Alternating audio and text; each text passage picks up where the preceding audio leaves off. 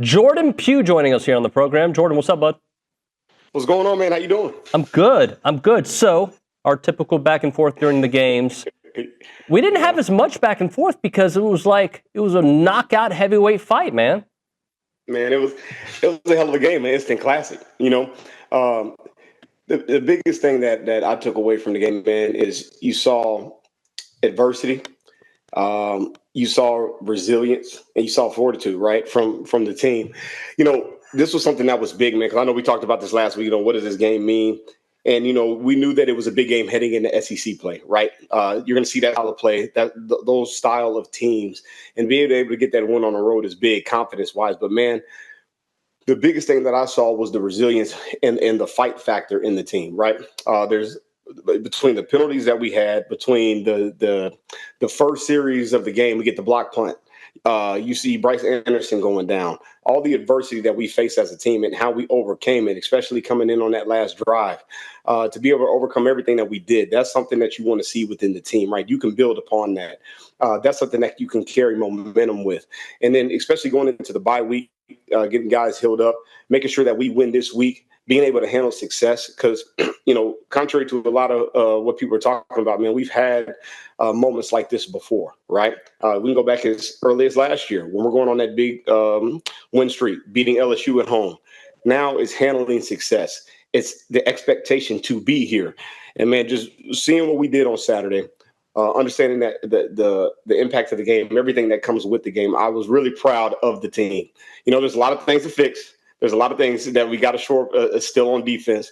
But what we saw offensively, the explosive power that we had, everything that we talked about last week, how do impact receivers would open up everything else offensively. You saw Marcel grow up in front of your eyes.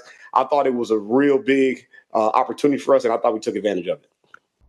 Real quick, all my high school and college DBs, all my high school and college coaches, man, for everybody who has been asking about the Elite DB Protocol program, if you want to become an elite defensive back, if you want to coach elite defensive backs, we now have the online platform to be able to do it worldwide. Wherever you are in the world, self-paced. We have courses, we have teach tapes, we have drill libraries, we have whiteboard sessions, everything that breaks down how to become an elite defensive back. So if that is you and you're ready to take your game to an elite level, if you're ready to coach elite defensive backs, head over to my school community, link in the description below, in order to join a community of defensive backs and coaches worldwide ready to become elite. See y'all there. Let's go.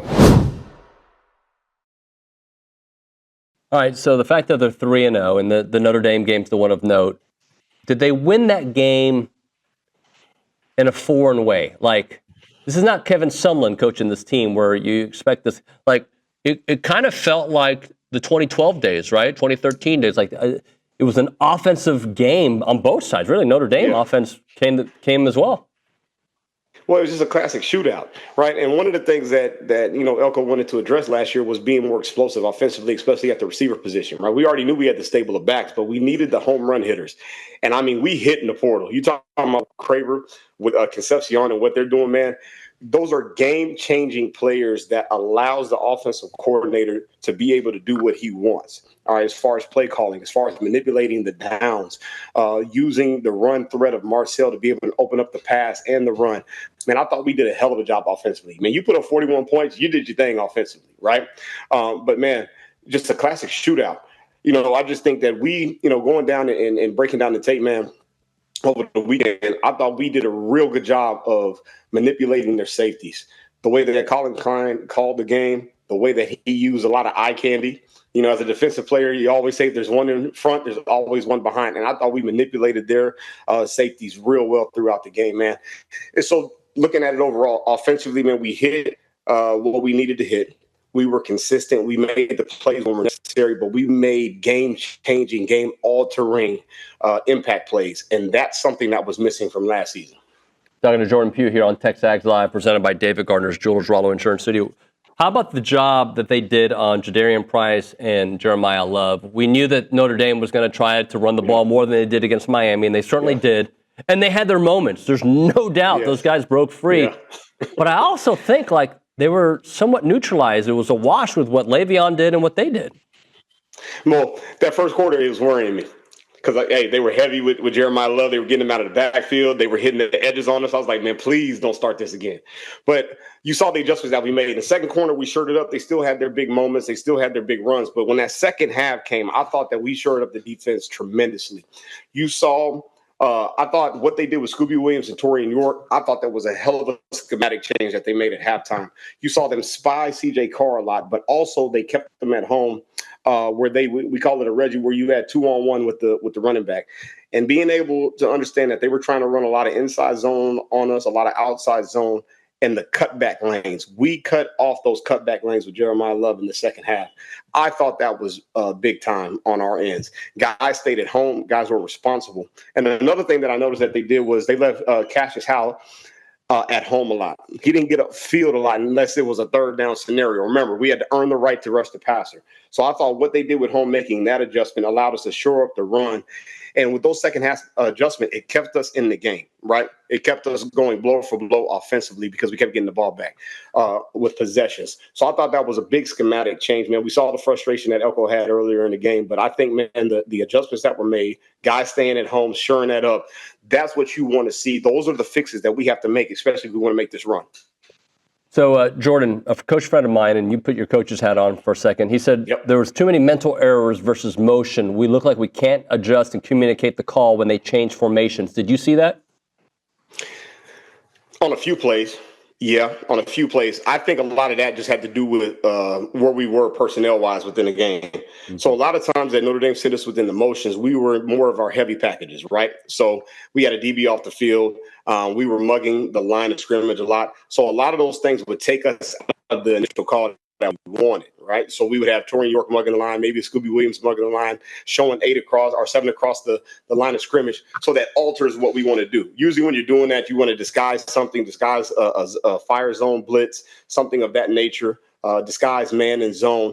So I think that's where they caught us a lot. If you notice, as you go later on in the game, we started playing more conventional defense. We started sitting at home. We started just manning our keys. Typical cover 4s, cover 2s, cover 3 type looks, but we did it with a lot more disguise. And so I thought that was a good adjustment as well. At the beginning of the game, the eye candy was evident from Notre Dame with the shifts, the motions, the wham blocks from the tight end. The adjustment level in that second half, that's what we brought Elko in for. And that was a big time adjustment for us, man, moving forward. And I think that altered the game a lot because it altered the plan of what Notre Dame wanted to attack us with. So we capitalized on that, and I think you saw the difference later on in the fourth quarter. PPT Elite is opening the doors in 2026 to a brand new era of high school football. This isn't just 7-on-7. This is a full national high school football program built to give athletes another option. In the spring, you can step outside of your school team and compete on the national stage with elite coaching, real competition, and college exposure that high schools just can't match. And in parents, if you're listening, over 55 athletes have already earned scholarships through our blueprint. Athletes, if you're ready to be different and take control of your future, this is your opportunity. Spots are limited. Apply today at pptelite.com. What do you think overall from the safeties? Do you like what you saw? Let me say it like this. I love the way that the safeties are playing because I think the safeties are saving us at the corner position. I think we're too inconsistent at the corner position. I think Des Ricks has been our best guy, right? Our most consistent guy. I think Will Lee, he's a hit or miss. As of right now, through the first 3 games, he's given up a lot. He's made a lot of plays. You need to have a little bit more consistency because if I'm eyeing us, I'm game planning us, that's who I'm attacking. I'm attacking him. And one of the things I would tell him is, hey, man, play the game with emotion, but don't be emotional. And I think too many times, man, we're getting caught up in the me versus him matchup versus the overall scheme. He has the ability. We know he has the link, everything that you want. But I think our safeties are making up and erasing a lot of the mistakes that we're having at the corner position because we're playing a lot more zone coverages than we did before. When we do play man, we have safety help over the top. I think that with what Ratcliffe is doing, what Brooks is doing, we could throw Anderson in the mix as well. I think that we're mixing those 3 guys well enough within the rotation, but we're having the right coverages behind our corners. I think Chappelle is playing his butt off, man. You don't see a lot of him during the game, but he's taken away a lot of the options, especially if you start watching the all 22. But man, I think Will Lee's really got to step his game up. That could be a weak point right now within the secondary just because of the consistency factor. I think there's too many inconsistent plays, and he gets too greedy sometimes. Every once in a while, you want that as a corner, but then every once in a while, hey man, reel it back in and let's play within the coverage. Other than that, man, I think that our secondaries play well, but I really like what our safety position is doing. So is something different with Will Lee? Is it he's playing differently? Or I don't know. It's not playing differently. The one thing about the corner position is this: you're put on an island. And when you get beat, everybody notices when you get beat, right? I mean, it's you versus the receiver. You're out there, you're all alone. The times that he gets beat in man-to-man coverage, a lot of times he has eye violations. His eyes are inside. He's jumping too quickly. He may get out leveraged just based off body position. It's little things that he can fix that you didn't see a lot last year. But when you go back and when I really noticed it was the Utah State game. I think it was receiver Boyd for Utah State. Man, he had a lot of separation from Will Lee just based off the position of where he was, how he sat inside, what he was doing when he was playing off man. And I think those are just eye discipline issues that he can fix. Ability wise, he has all the ability in the world, but he's got to get more consistent if we want this defense to be successful. Des Ricks, on the other hand, I think he's playing aggressive. I think he's playing through the receiver. He's a little bit too aggressive at times, but he's more disciplined with his eyes. And I think those are the two differences that you're seeing in the corner position. And how good is that for Dez, considering the way last season ended, where people were picking on him, and now they're avoiding him? Well, sometimes, man, it's trial by fire. Sometimes you just got to go through it. Man, I've had those days where you just like, man, I can't cover anything out here on the football field, right? But when you go through it, man, you understand, like, okay, there's certain – when you realize that playing the DB position is a real finite thing, right? It's small little tweaks. If you just make the small tweak, it makes all the difference in the world because it forces a better throw. It forces errant throws just by body position alone. When you understand tendencies of receivers, it changes the way that you play. And I think that's what he is understanding now. You're seeing his game grow, not just from the physical standpoint, but from the mental aspect. Physically, everybody that's on that team can do it physically, but mentally understanding the down and distance, understanding the tendencies of the receiver, that's big. And I think that's where you've seen his game change. What about the defensive line? I want to talk about the interior. Yeah. DJ Hicks, Albert Regis, how they're playing. They both are playing at a pretty high level. Am I right? Hicks and Regis had a hell of a game, and they fixed a lot. Well, let's go back to the second half. The second half adjustments. First half, especially first quarter, we were two-gapping a lot with the interior line, the thing that was driving me crazy for the first two games. Second half, it's more upfield, penetrating A-gap, B-gap, and creating chaos. You saw a lot more chaos happen. You saw the pocket break down a lot more. You saw C.J. Carr get a lot more frantic. That's because of the interior push. When we had that interior push, Notre Dame in the run game started doing dual blocks on us, but then they also started doubling us within in the interior, allowing the Cassius Howes of the world to go one-on-one and rush. So when you have those two guys, the type of talent that we have inside, and you allow them just to get upfield and penetrate, you see the difference in the defense. And so, man, what they did from the interior standpoint, especially in that second half, they took that game over from the center and guard positions of Notre Dame, and you saw their presence felt, especially in the second half. Jordan, let's talk a little bit about this offense from this perspective. Yeah. Now that there's this film that, okay, A&M can beat you vertically, right? Because people wanted to see it against an elite defense, and I still think Notre Dame's got some elite corners, even though they didn't have their best day. But they've seen that. But you also know in the back of your mind, Le'Veon Moss looks like Le'Veon Moss, right? So, what is the best way to cover? Like, what do you think DCs are thinking about how the best way to cover this type of offense? The best way to defend our offense is to have a dominant defensive line. You have to have a dominant defensive line, meaning you have to be able to keep Marcel corralled. That's the first thing. So if he beats you from the pocket, bravo, y'all deserve to win the game. Secondly, the number two reason why you have to have a dominant defensive line is because you got to be able to keep the running backs in check. Okay? If you can keep them in check, now it forces us to a one-dimensional offense. Now, the caveat to that is this. We got cats on the outside that can win one-on-one, and Marcel's growth against zone defense, staying in the pocket, understanding what he's looking for on his first and second progression has been big. But the number one way that you beat us, the D-line has got to be effective. Because when it comes to matchups, between our 4 guys on the outside and your 4 DBs, we have advantage. There's maybe one team, let's call it LSU right now, as of today, that is playing the best, especially when it comes to the secondary. But as far as matching up man for man, we're going to win that matchup. We have advantage. So your D-line has to take over. But what Klein is doing on the offensive side, I'm loving what he's doing on the offensive side. Man, the way that he is manipulating defenses, the way that he is using motion for to violate the eyes of the linebacker, and the way that he is threatening Marcel's legs in the run game without using his legs, I think it's top notch, man. I don't think a lot of people are talking enough about what he's doing, the way he's calling these plays, because he's creating matchups and one-on-one matchups with our top-level guys at the wideout position. I think he's doing a hell of a job. So D-line, man, those are the type teams that we got to be wary of. Those guys who can get pressure, who can collapse pockets, but, man, who can keep Marcel corralled within the pocket. I think those are the type teams we need to be concerned about. Jordan, so considering all that, and you've mentioned that Marcel's taken steps in the right direction, and he missed some throws. Where has he improved the most? I think his pocket awareness and presence.